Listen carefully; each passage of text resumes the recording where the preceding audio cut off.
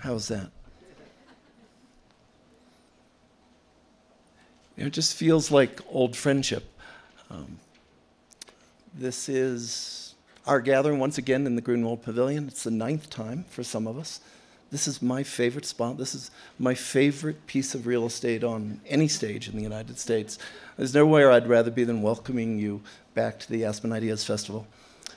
The Atlantic pours its heart into this festival, but in truth, the festival is the masterpiece of Walter Isaacson, Kitty Boone, Elliot Gerson, and their colleagues. The Atlantic's just privileged to be along for this work. Many of you know Walter personally. If you know Walter, you know the greatest intellectual impresario of our era. You also know the, in his spare time, America's favorite biographer.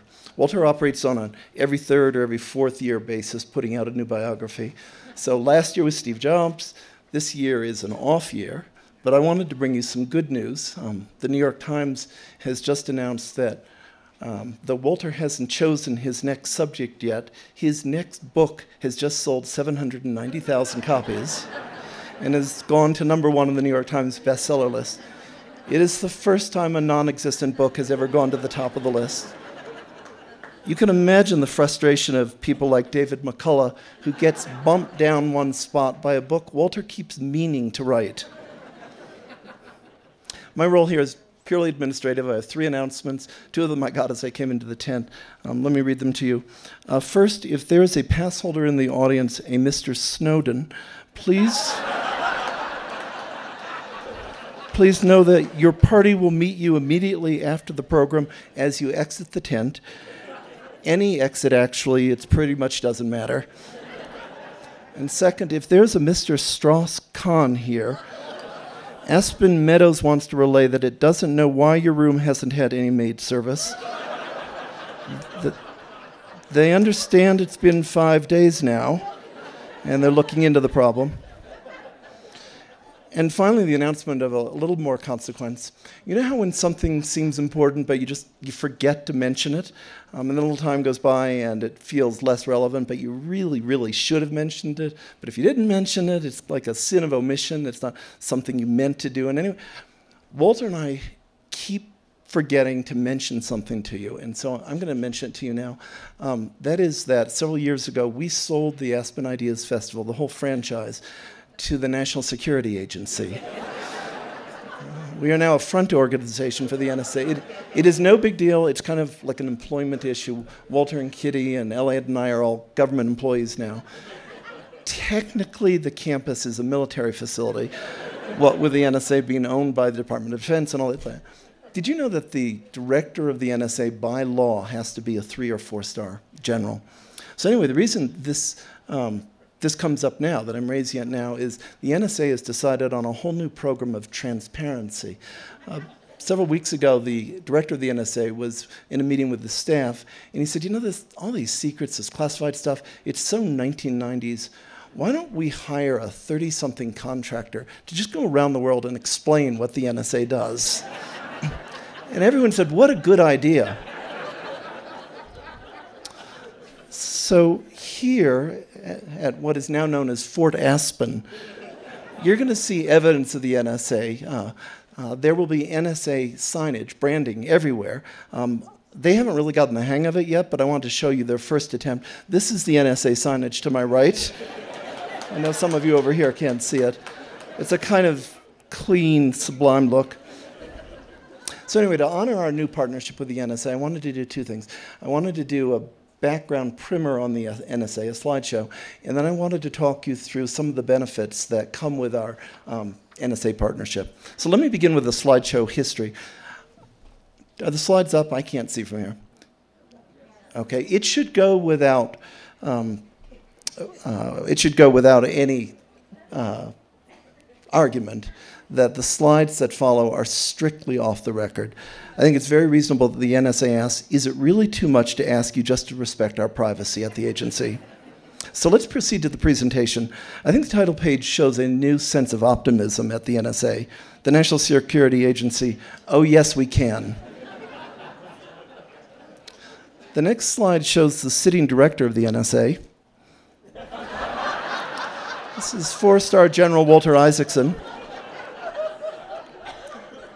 There was an awkward moment in Walter's confirmation hearings when the Senate came to understand that Walter has more names in his Rolodex than the NSA does in its global database. Now I'll show you some photos from NSA archives. These are real photos, they're uncommon. The roots of the NSA trace back to the Army Signal Intelligence Service in the Second World War. So here you see the two disciplines at work.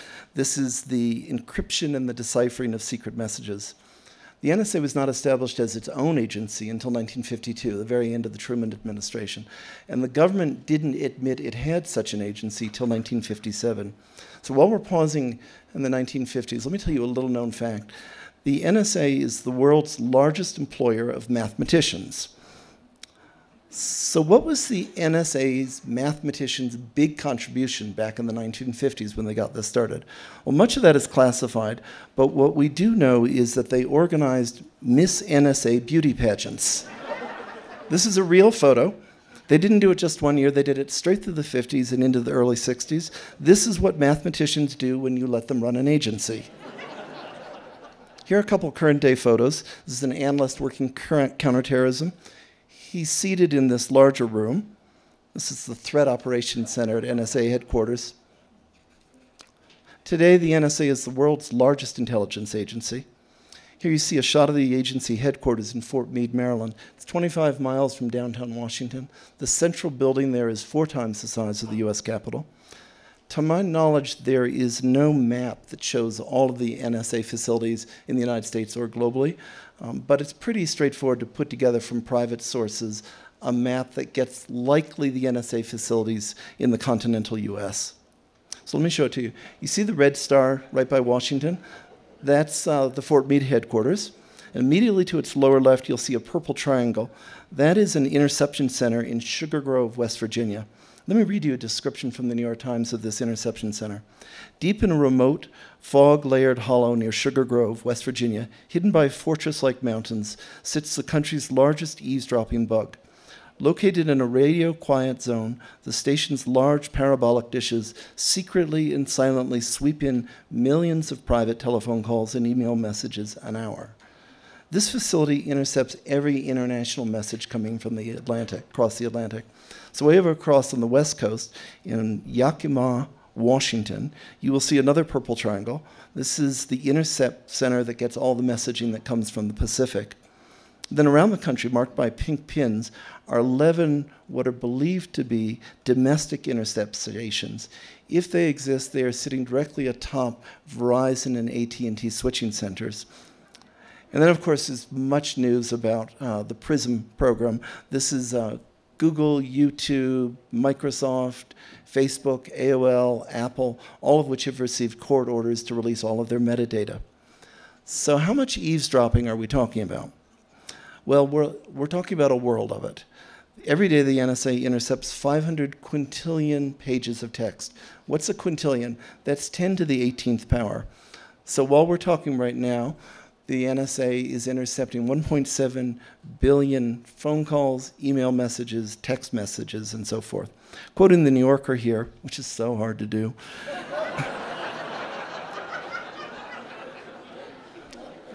I proofed the grammar, so it's better. The NSA is the largest, most costly, and most technologically sophisticated spy organization the world has ever known. So here you get a sense of why Walter and I are so excited for all of us now to be a part of the NSA. And what I want to do is enumerate the benefits for you, which you will see on campus. I'm going to go over 5 of them. First, you know the inconvenience of these plastic passes hung around our necks? Kitty has asked me to encourage all of you to simply throw them away.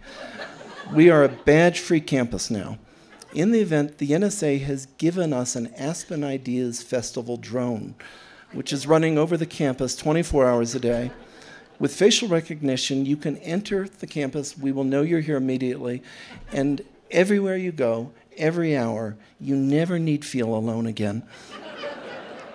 This one's a minor inconvenience, but you know when you're at a meeting or a conference and you want to check your email and you go to your iPhone or your BlackBerry on your lap and you look down, but everybody knows what you're doing?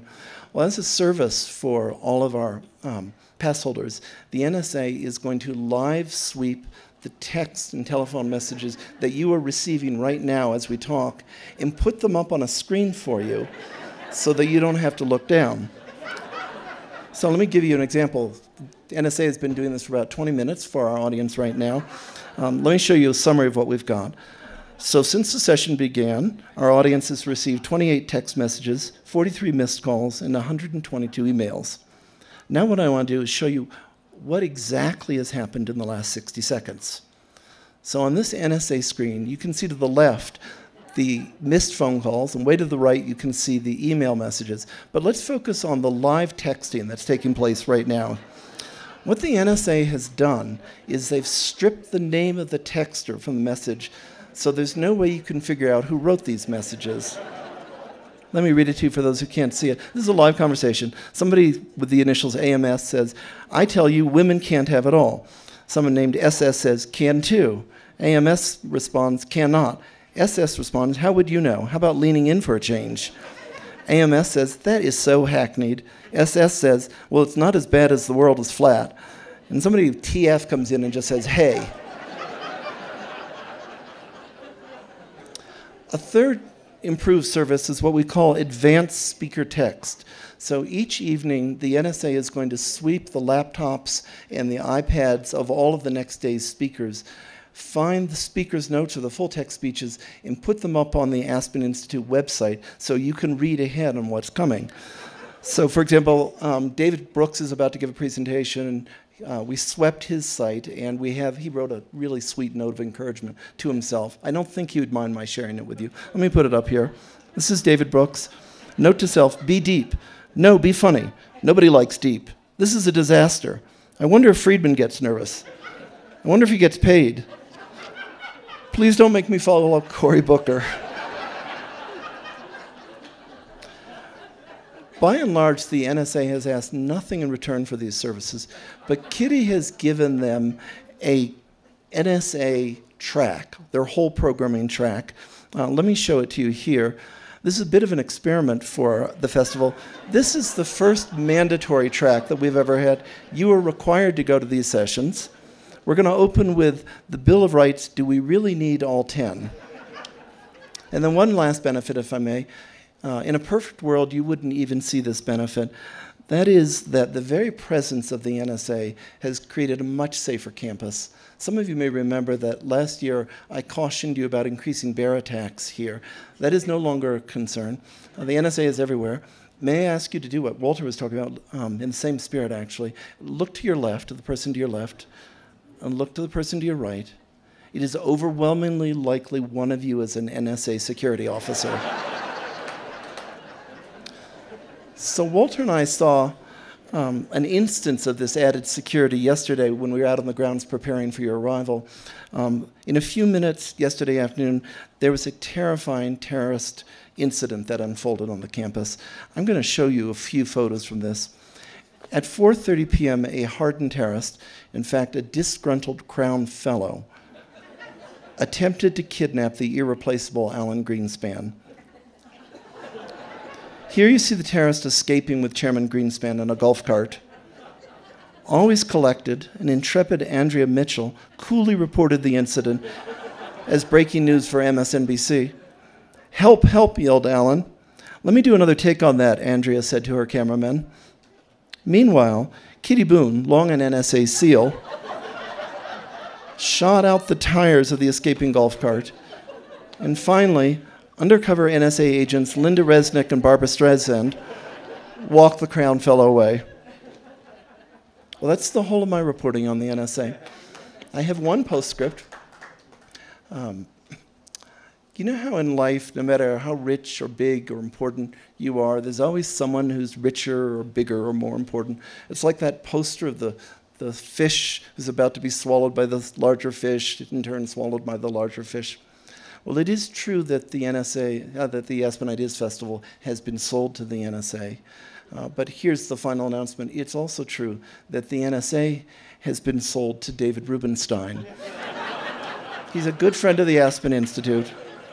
So in the end, everyone lives happily ever after.